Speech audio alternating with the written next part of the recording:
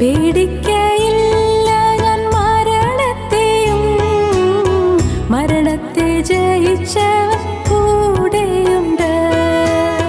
പേടിക്കയില്ല ഞാൻ മരണത്തെയും, മരണത്തെ ജയിച്ചവൻ കൂടെയുണ്ട്.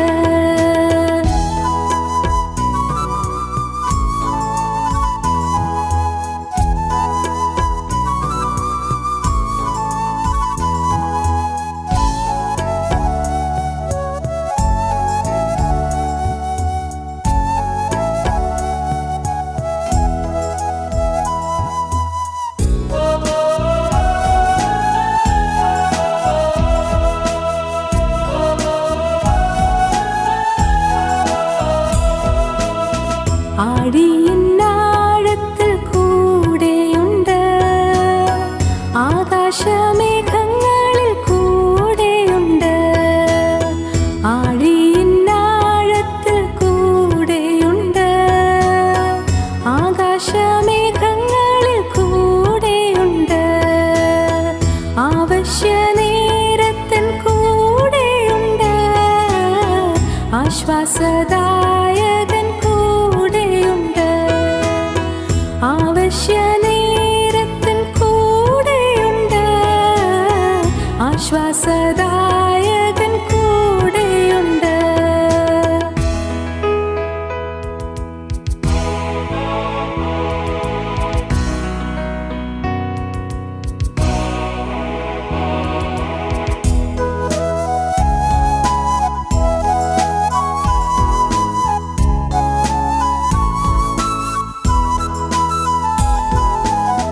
വെള്ളത്തിൽ കൂടി ഞാൻ കടന്നിടിലും, വെള്ളമെൻ്റെ മേൽ കവിയുകില്ല. വെള്ളത്തിൽ കൂടി ഞാൻ കടന്നിടിലും, വെള്ളമെൻ്റെ മേൽ കവിയുകില്ല. വെന്തുപോകില്ല ഞാൻ തീയിൽ നടന്നാൽ, എൻ താതൻ എന്നോട് കൂടെയുണ്ട്. വെന്തുപോകില്ല ഞാൻ തീയിൽ നടന്നാൽ, എൻ താതൻ എന്നോട് കൂടെയുണ്ട്.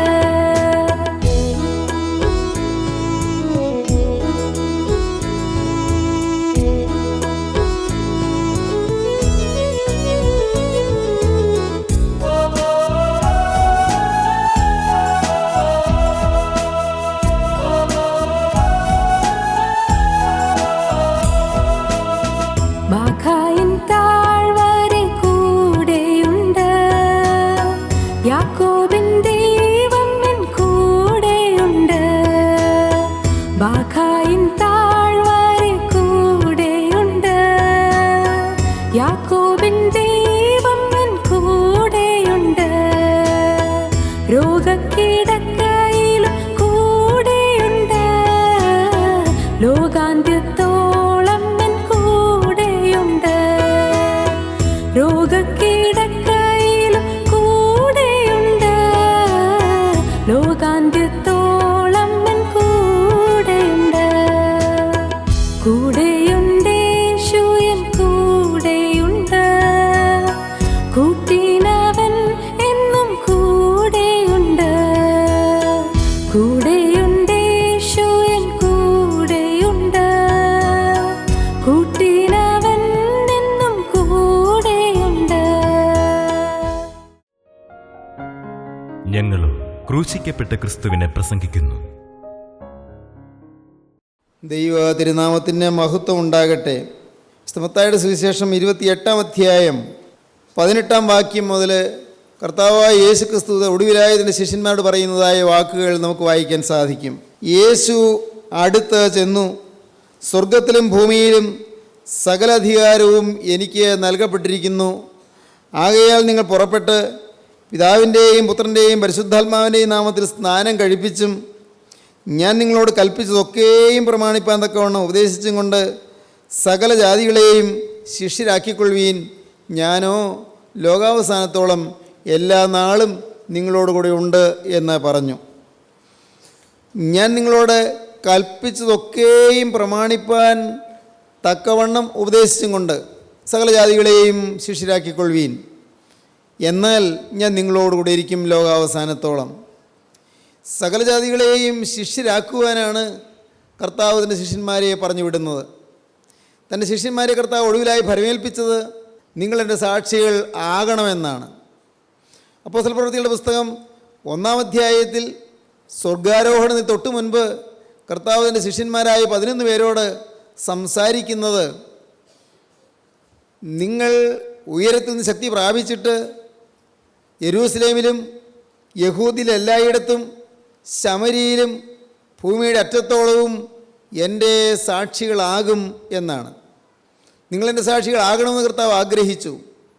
നാം ഓരോരുത്തരും ക്രിസ്തുവിൻ്റെ സാക്ഷികളാകാൻ വിളിക്കപ്പെട്ടവരാണ്.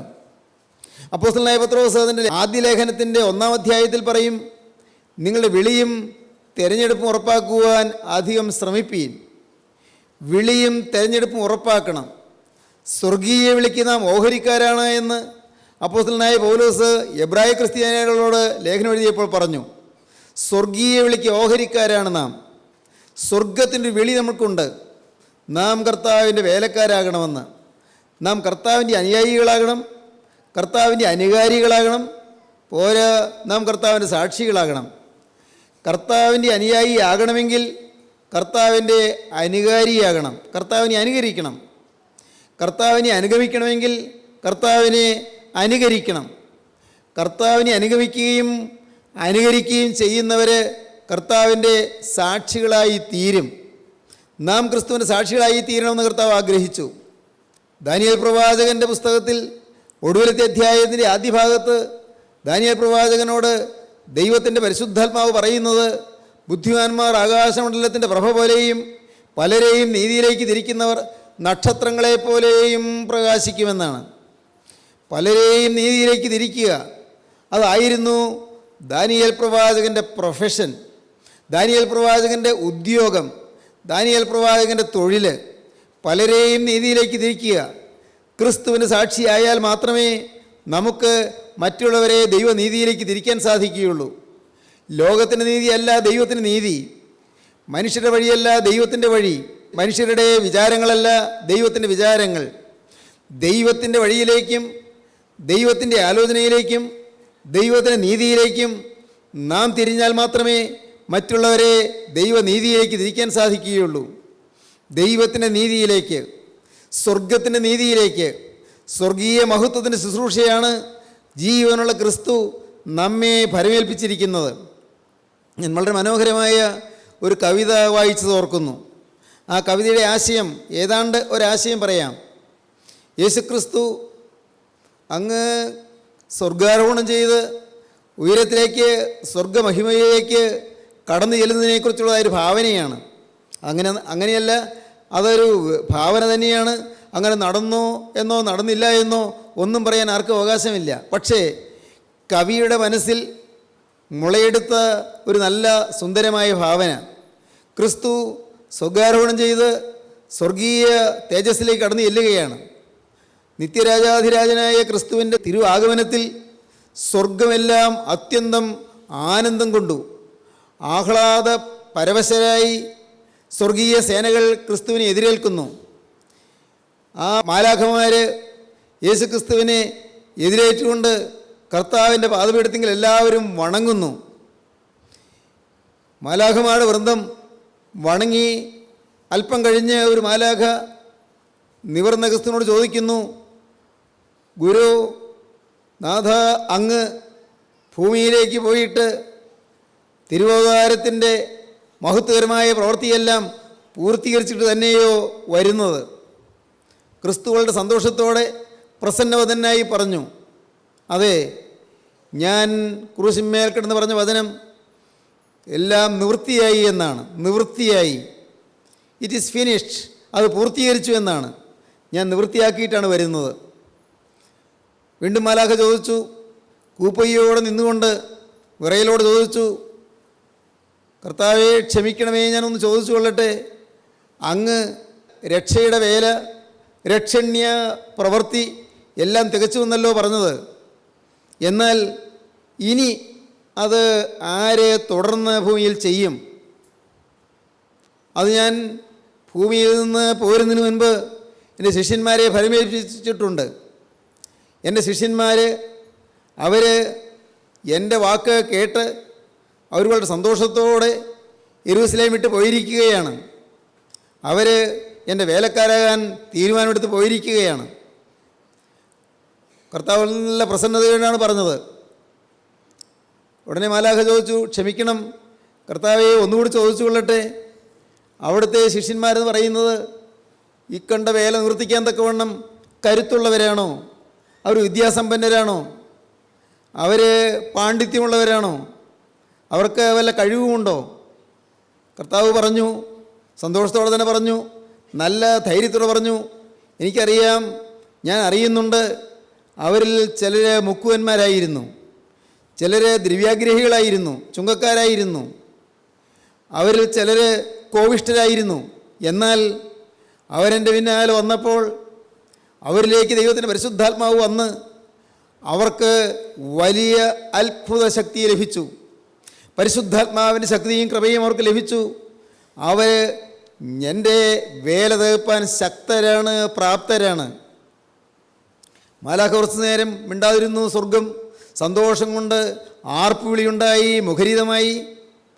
ആനന്ദ തിരത്തലിൽ സ്വർഗം മുഴുവൻ അങ്ങനെ ലയിച്ചു നിൽക്കുമ്പോൾ മാലാഖ തെല്ലിട നിന്നിട്ട് വീണ്ടും ചോദിച്ചു, കർത്താവേ, ഒരു വാക്കുകൂടി ചോദിച്ചു കൊള്ളട്ടെ, ക്ഷമിക്കണം, ഒരു വാക്കുകൂടി. അങ്ങ് ഫലമേൽപ്പിച്ച അവിടുത്തെ ശിഷ്യന്മാർ അവർ ആ വേല ചെയ്തില്ലെങ്കിൽ പിന്നെ ആ വേല ചെയ്യാൻ അങ്ങയുടെ പരിപാടി എന്താണ്? ദൈവത്തിന് സ്തോത്രം. അതുവരെ നല്ല പ്രസന്നതയോടെ, നല്ല പുഞ്ചിരിയോടെ, ധൈര്യത്തോടെ നിന്ന ക്രിസ്തു കുറച്ചു നേരം ചിന്താധീനനായി, മുഖം മ്ലാനമായി. അല്പം പാരവശ്യത്തോടെ ക്രിസ്തു പറഞ്ഞു, വിട്ടുവിട്ട് പറഞ്ഞു, ഇല്ല, അവരത് ചെയ്തില്ലെങ്കിൽ എനിക്ക് വേറെ പരിപാടിയില്ല. ദൈവത്തിന് സ്തോത്രം. ആ കവിത അങ്ങനെ അവസാനിക്കുകയാണ്. അവരത് ചെയ്തില്ലെങ്കിൽ എനിക്ക് വേറെ പരിപാടിയില്ല. ദൈവത്തിന് സ്തോത്രം. കർത്താവിൻ്റെ വേല തയ്ക്കേണ്ടത് അതിൻ്റെ ശിഷ്യന്മാരാണ്. അവരത് ചെയ്തില്ലെങ്കിൽ ആ വേല തുടർന്ന് ചെയ്യാൻ വേറൊരു പരിപാടി കർത്താവ് കണ്ടിട്ടില്ല. ദൈവത്തിന് സ്തോത്രം. എൻ്റെ സ്നേഹിതരെ, നിങ്ങളുടെ ഹൃദയത്തിൽ എന്തെങ്കിലും ചലനം ഉളവാകുന്നുണ്ടോ? ഞാനും എൻ്റെ കർത്താവിൻ്റെ വേല ചെയ്യേണ്ടവനാണ്, ഞാനും യേശുവിൻ്റെ വേല ചെയ്യേണ്ടവളാണ്. ഈ ഒരു ബോധം നിങ്ങളുടെ ഹൃദയത്തിൽ വരുന്നുണ്ടോ? എൻ്റെ കർത്താവേ, ഞാനിത് ചെയ്തില്ലെങ്കിൽ കർത്താവിൻ്റെ വേല മുടങ്ങുമല്ലോ. എന്നെക്കൊണ്ട് നീ കണ്ടിരിക്കുന്ന വേല, എന്നിൽ കൂടി നീ നിവർത്തിക്കാൻ ആഗ്രഹിക്കുന്ന വേല നിറവേറ്റിയില്ലെങ്കിൽ എൻ്റെ കർത്താവേ, നീ വേറൊരു പരിപാടി നീ വെച്ചിട്ടില്ലല്ലോ. എൻ്റെ ദൈവമേ, ഞാൻ എന്നെ തന്നെ ഇതിൻ്റെ കരങ്ങളിലേക്ക് തരുന്നു. കർത്താവിൻ്റെ പാദപീഠത്തിങ്കിൽ നമുക്ക് കർത്താവിൻ്റെ വേലയ്ക്കായി സമർപ്പിക്കാം.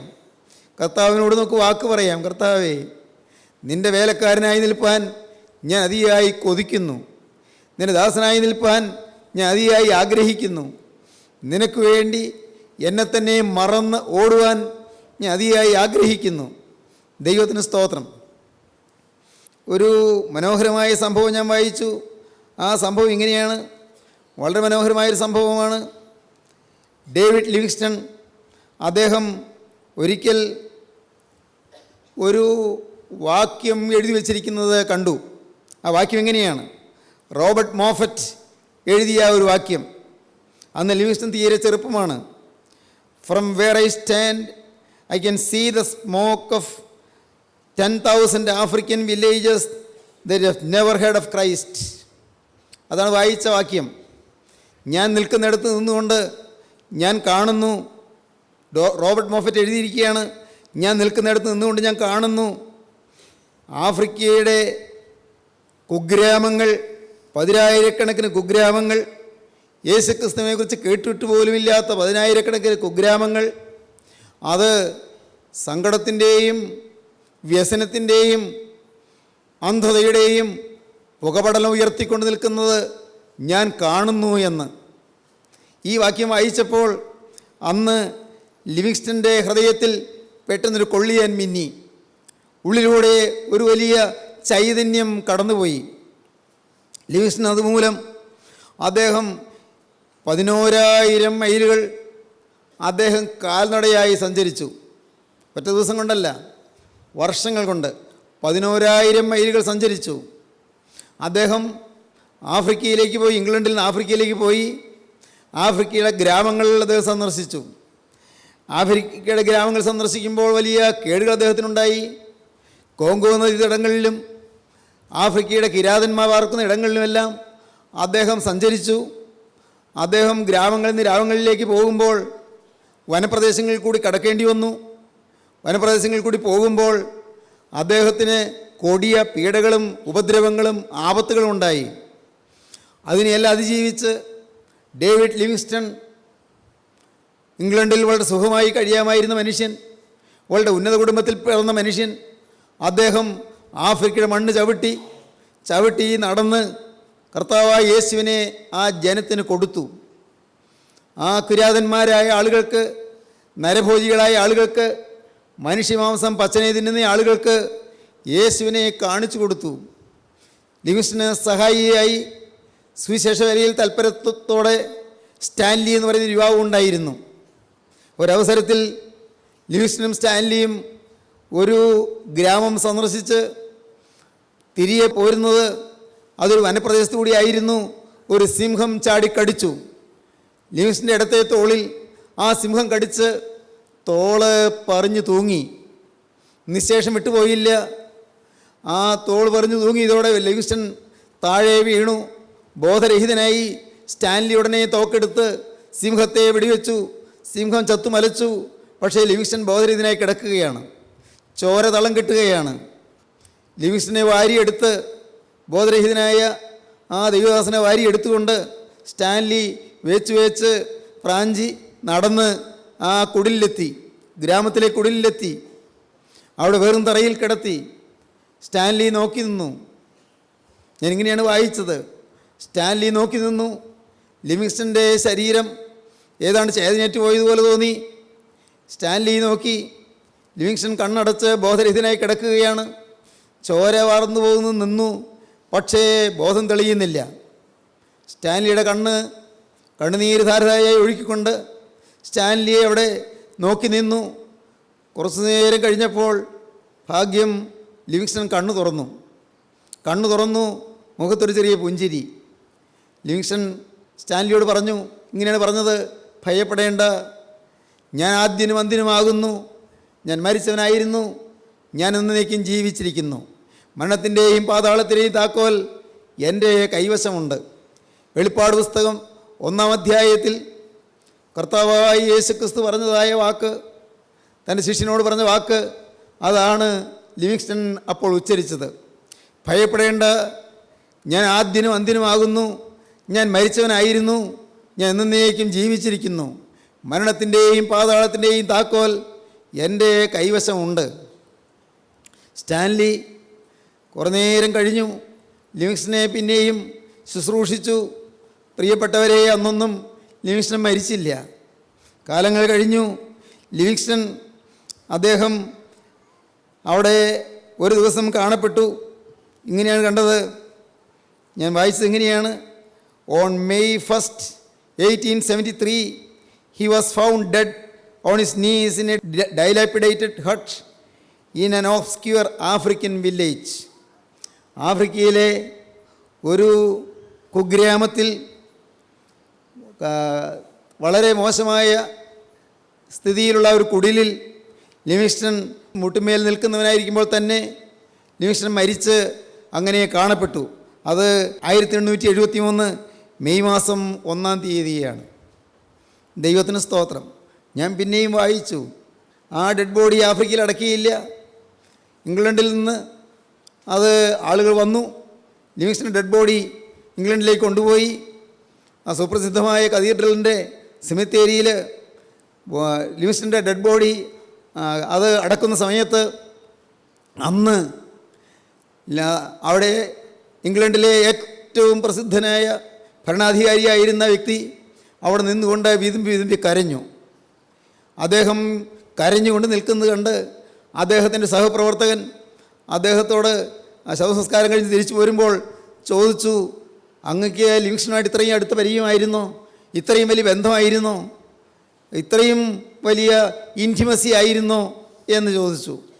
ഉടനെ അദ്ദേഹം പറഞ്ഞു, അല്ല, ഞങ്ങൾക്ക് നമ്മളുടെ ഇൻറ്റിമസി അല്ല കാരണം.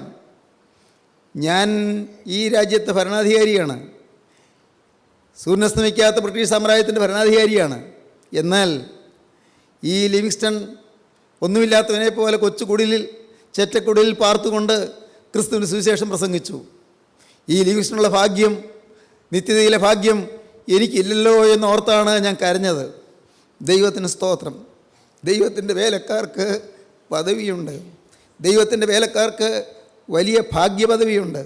ദൈവത്തിൻ്റെ വേലക്കാർക്ക് ദൈവത്തിൻ്റെ അനുഗ്രഹങ്ങളുണ്ട്. പ്രിയപ്പെട്ടവരെ, നിങ്ങൾ ഓരോരുത്തരും ഇത് കേട്ടുകൊണ്ടിരിക്കുമ്പോൾ തന്നെ നിങ്ങൾക്ക് ദൈവത്തോട് വാക്ക് പറയാം. കർത്താവേ, എൻ്റെ ഈ ജീവിതം എത്രയോ നിസ്സാരം, എത്രയോ ചെറിയൊരു കാലമാണ് ഞാനിവിടെ കഴിക്കുന്നത്. എൻ്റെ ദൈവമേ, എൻ്റെ ഈ ആയുഷ്കാലത്ത് നിലനിൽക്കുന്ന സ്വർഗീയ മഹത്വത്തിന് വേണ്ടി സ്വർഗത്തിലേക്കുള്ള സമ്പാദ്യം എനിക്കിവിടെ വെച്ച് നേടണം. സ്വർഗത്തിലേക്കുള്ള മുതൽക്കൂട്ടായി എനിക്ക് ഈ ലോക ജീവിതം നയിക്കണം. കർത്താവെ, നേടേണ്ടത് സ്വർഗരാജ്യമാണ്, നേടേണ്ടത് സ്വർഗത്തിൻ്റെ അധിപതിയായ ക്രിസ്തുവാണ്. കർത്താവെ, നിന്നെ എനിക്ക് വേണം. നിന്നെ എൻ്റെ ഹൃദയത്തിൻ്റെ നാഥനായിട്ട് എനിക്ക് വേണം. നിനക്ക് വേണ്ടി എല്ലാമാകാൻ ഞാൻ തയ്യാറാണ്. നിങ്ങൾക്ക് പറയാം, അപ്പോസ്തലനായ പൗലോസ് പറഞ്ഞു, ഞാൻ അതിസന്തോഷത്തോടെ നിങ്ങളുടെ ജീവന് വേണ്ടി ചെലവിടുകയും ചെലവായി പോവുകയും ചെയ്യുമെന്ന്. നിങ്ങൾക്ക് ദൈവത്തോട് പറയാം, ദൈവത്തിൻ്റെ വേലയ്ക്ക് വേണ്ടിയും ക്രിസ്തുവിൻ്റെ മഹത്വത്തിന് വേണ്ടിയും ക്രിസ്തുവിൻ്റെ തിരുരാജ്യത്തിൻ്റെ പ്രചരണത്തിന് വേണ്ടിയും നമുക്ക് പ്രവർത്തിക്കാൻ സാധിക്കുമെങ്കിൽ നമ്മുടെ ജീവിതം ധന്യമായിരിക്കും. ഏറ്റവും വലിയ സമ്പത്ത്, ഏറ്റവും വലിയ സ്വത്ത് അതാണ്. കർത്താവിന് വേണ്ടി എന്തെങ്കിലും ചെയ്യുക, കർത്താവിന് വേണ്ടി അവൻ്റെ വേലക്കാരനായി നിൽക്കുക, കർത്താവിൻ്റെ വേലക്കാരിയായി നിൽക്കുക, കർത്താവിൻ്റെ മുന്തിരിത്തോപ്പിൽ പ്രവർത്തിക്കുന്നതിനായി നിൽക്കുക. ബുദ്ധിമാന്മാർ ആകാശമണ്ഡലത്തിൻ്റെ പ്രഭ പോലെയും പലരെയും നീതിയിലേക്ക് തിരിക്കുന്നവർ നക്ഷത്രങ്ങളെപ്പോലെയും എന്നേക്ക് പ്രകാശിക്കും. കർത്താവ് നമുക്ക് വേണ്ടി തന്നെ തന്നു, മുഴുവൻ നമുക്ക് വേണ്ടി തന്നു. തൻ്റെ ആയുസ് നമുക്ക് വേണ്ടി തന്നു, തൻ്റെ ദിവ്യജീവൻ നമുക്ക് വേണ്ടി തന്നു, തൻ്റെ ഭൗതികമായ ആയുസ് നമുക്ക് വേണ്ടി തന്നു, തൻ്റെ വിലയേറിയ രക്തം നമുക്ക് വേണ്ടി തന്നു, എല്ലാം നമുക്ക് വേണ്ടി തന്നു. ഈ യേശു നമുക്കിനി എന്താണ് തരാതിരിക്കുക? എല്ലാം തന്നിരിക്കുന്നു. അപ്പോസ്തലനായ പൗലോസ് റോമർക്ക് എഴുതിയ ലേഖനത്തിൻ്റെ ഒടുവിലത്തെ ഭാഗത്ത് പറഞ്ഞു. റോമർക്ക് എഴുതിയ ലേഖനം 8-ാം അധ്യായത്തിൻ്റെ ഒടുവിലത്തെ ഖണ്ഡിക ഇങ്ങനെയാണ് തുടങ്ങുന്നത്: ആകയാൽ ദൈവം നമുക്ക് അനുകൂലമെങ്കിൽ നമുക്ക് പ്രതികൂലമാര്. സ്വന്തം പുത്രനെ ആദരിക്കാതെ നമുക്ക് എല്ലാവർക്കും വേണ്ടി ഏൽപ്പിച്ചു തന്നവൻ അവനോടുകൂടെ സകലവും നമുക്ക് നൽകാതിരിക്കുമോ? സ്തോത്രം. സ്വന്തം പുത്രനെ ആദരിക്കാതെ നമുക്ക് എല്ലാവർക്കും വേണ്ടി ഏൽപ്പിച്ചു തന്നവൻ അവനോടുകൂടെ സകലവും നമുക്ക് നൽകാതിരിക്കുമോ? ദൈവം തിരഞ്ഞെടുത്തവരെ ആര് കുറ്റം ചുമത്തും? നീതീകരിക്കുന്നവൻ ദൈവം, ശിക്ഷ വിധിക്കുന്നവൻ ആര്? ക്രിസ്തു യേശു മരിച്ചവൻ, മരിച്ചിട്ട് ഉയർത്തെഴുന്നേറ്റവൻ തന്നെ. അവൻ ദൈവസിംഹാസനത്തിൻ്റെ വലത്തുഭാഗത്തിരിക്കുകയും നമുക്ക് വേണ്ടി പക്ഷപാതം കഴിക്കുകയും ചെയ്യുന്നു. ക്രിസ്തുവിൻ്റെ സ്നേഹത്തിൽ നിന്ന് നമ്മെ വേർപിരിക്കുന്നത് ആര്? കഷ്ടതയോ, സങ്കടമോ, ഉപദ്രവമോ, പട്ടിണിയോ, നഗ്നതയോ, ആപത്തോ, വാളോ നിമിത്തം ഞങ്ങൾ ഇടപെടാതെ കൊല്ലുന്നു, അറുപ്പാനുള്ള ആടുകളെ പോലെ ഞങ്ങൾ എണ്ണുന്നെന്ന് എഴുതിയിരിക്കുന്നുവല്ലോ. നാമോ നമ്മെ സ്നേഹിച്ച മുഖാന്തരം ഇതിലൊക്കെയും പൂർണ്ണജയം പ്രാപിക്കുന്നു. മരണത്തിനോ ജീവനോ ദൂതന്മാർക്കോ വാഴ്ചകൾക്കോ അധികാരങ്ങൾക്കോ ഇപ്പോൾ ഉള്ളതിനോ വരുവാനുള്ളതിനോ ഉയരത്തിനോ ആഴത്തിനോ മറ്റ് യാതൊരു സൃഷ്ടിക്കോ കർത്താവായ യേശുക്രിസ്തുവിലുള്ള ദൈവസ്നേഹത്തിൽ നിന്ന് നമ്മെ വേർതിരിപ്പാൻ കഴിയുകയില്ല എന്ന് ഞാൻ ഉറച്ചിരിക്കുന്നു. ഗോകുൽത്തായിൽ വെളിപ്പെട്ട സ്നേഹത്തിൽ നിന്ന് എന്നെ ഒരു ശക്തിക്കും ഏർപ്പെടുത്താൻ കഴിയുകയില്ലെന്ന അപ്പോസ്തലൻ ഉറച്ചു. വിശുദ്ധന്മാർ അങ്ങനെ ഉറച്ചവരാണ്, ക്രിസ്തീയ വിശുദ്ധന്മാർ. പ്രിയപ്പെട്ടവരെ, ഇന്ന് നിങ്ങൾക്ക് അങ്ങനെ ഒരു തീരുമാനമെടുക്കാൻ പറ്റുമോ? യേശുക്രിസ്തുവിനോടുള്ള സ്നേഹത്തിൽ നിന്ന്, ക്രൂസിലെ സ്നേഹത്തിൽ നിന്ന്, ആ ത്യാഗോജ്വലമായ സ്നേഹത്തിൽ നിന്ന്, എൻ്റെ കർത്താവേ നിൻ്റെ തിരുരക്തത്തിൻ്റെ അത്ഭുത കൃപയിൽ നിന്ന് എന്നെ വേർപെടുത്താൻ ഒരു ശക്തിക്കും സാധ്യമല്ല. എന്തെല്ലാം എതിർപ്പുകൾ വന്നാലും, ഏതെല്ലാം അധിക്ഷേപങ്ങൾ വന്നാലും, ഏതെല്ലാം തെറ്റിദ്ധാരണകൾ എനിക്കെതിരെ വന്നാലും, ഏതെല്ലാം മിഥ്യ അപവാദങ്ങൾ ഞങ്ങൾ കേൾക്കേണ്ടി വന്നാലും, എൻ്റെ കർത്താവേ ആരെല്ലാം എന്നെ പരിഹസിച്ചാലും കളിയാക്കിയാലും, എന്തെല്ലാം നഷ്ടങ്ങൾ വന്നാലും കഷ്ടങ്ങൾ വന്നാലും, എൻ്റെ നാഥ ഞാൻ നിൻ്റെ വേലക്കാരനായിരിക്കും, ഞാൻ അവസാനത്തോളം നിൻ്റെ ശുശ്രൂഷകനായിരിക്കും, ഞാൻ നിൻ്റെ പാദസേവ ചെയ്യുന്ന നിൻ്റെ അടിമയായിരിക്കും. നിങ്ങൾക്ക് തീരുമാനിക്കാമോ? എങ്കിൽ പ്രിയപ്പെട്ടവരെ, സ്വർഗം നിങ്ങൾക്ക് ലഭിക്കുകയാണ്. സ്വർഗം നിങ്ങളുടെ കയ്യിലേക്ക് വരികയാണ്. സ്വർഗം നിങ്ങളുടെ ജീവിതത്തിലേക്ക് എഴുന്നള്ളി വരികയാണ്. അതിപ്പോൾ തന്നെ നിങ്ങൾക്ക് അനുഭവിക്കാം. സ്വർഗം നിങ്ങളുടെ അരികത്തേക്ക് വരുന്നത്, നിങ്ങൾ സ്വർഗത്തിൻ്റെ ശക്തി കൊണ്ടും സന്തോഷം കൊണ്ടും നിറയുന്നത്, സ്വർഗത്തിൻ്റെ കൃപാദാനങ്ങൾ കൊണ്ട് നിങ്ങൾ അനുഗ്രഹീതരായി തീരുന്നത് ഇപ്പോൾ നിങ്ങൾക്ക് അനുഭവിക്കാം.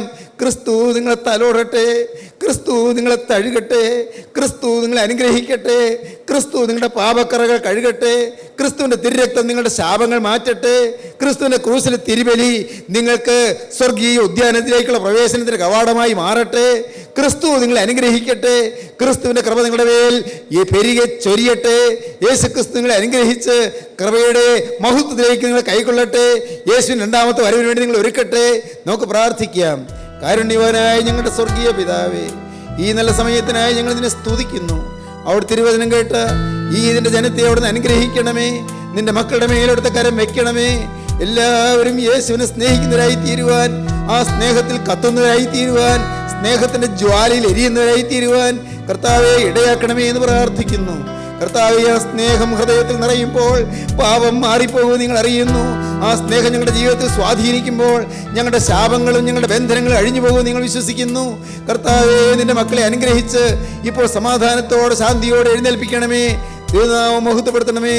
യേശുക്രിസ്തുവിന്റെ പരിശുദ്ധമായ നാമത്തിൽ തന്നെ. ആമീൻ. ഹല്ലേലൂയ.